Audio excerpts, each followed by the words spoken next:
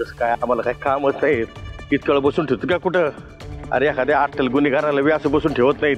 माझं ना आता एकदा थोडंसं डोकं सरकलं नाही. ए कोण आहे रे? काय डोळ्याचे खासडं झाले का रे तुझ्या? धक्का देतो मला, ते डोळे बाहेर काढून गोट्या खेळत बस त्याचा. तुला माहिती का मी कोणाच्या व्याई येते? अरे धक्का देतो तो वरतून मला बोलतो का तू? हा जास्त झालंय का तुला? तुला माहिती का मी कोण आहे? तुला माहिती का मी कोण आहे? अरे असेल तू कोणी कुठला मला काय सांगतो? याडा गोळा चाल निघ. माजलेला कुठला? चाल निघ. अरे काय रे देवा. अरे येडा आहे का तू? त्याची साईज पाय, तुझी साईज पाय. निघ. नको शिकू अक्कल मला जास्ती. देवा काय दिवस आलेत. रस्त्यावरची माणसं बी माझी आबरू काढायला लागली आता. एक तर ते इन्कम टॅक्स वाल्यांनी दिवसभर बसून ठेवलं, नुसतं ताट कळत ठेवलं. साहेब तर नाहीच भेटला ना काय उग आहे देवा. अरे काय बघायची दिवस बघायची वेळ आली, त्यात आता ह्यो बियाणे माझी मारामारी करायला लागतोय. आता कोणाची तार आली एवढ्या घाई येईल.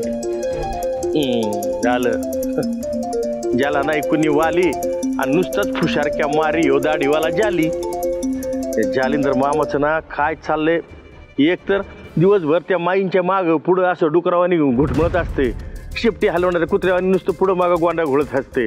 आणि ते झालं का मला फोन करून धने धने धने असं करत राहते. काय करावं याचं, जाऊ दे. हॅलो. अरे धन्या, एवढा वेळ लागतो का फोन उचलायला? हो नाही साहेब, ते काय झालं रिंकूच ऐकू आली नाही, जरा गडबड होती ना त्यामुळं. तुम्ही बोला ना साहेब, काय आज्ञा आहे?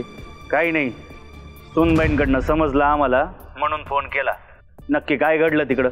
बघा आता मामा, अरे तुम्ही समजतोय म्हणता आणि परत काय झालं हे बी विचारताय. मलाच काही कळत नाही तुम्ही काय बोलता ते.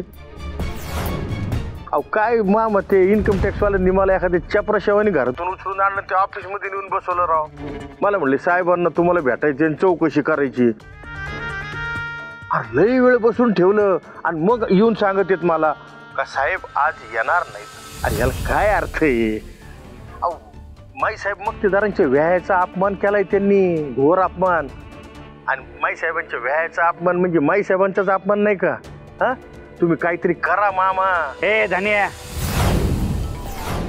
उगाच या प्रकरणात माईंना ओढायचं काम नाही. त्यांचा या प्रकरणाशी काही एक संबंध नाही.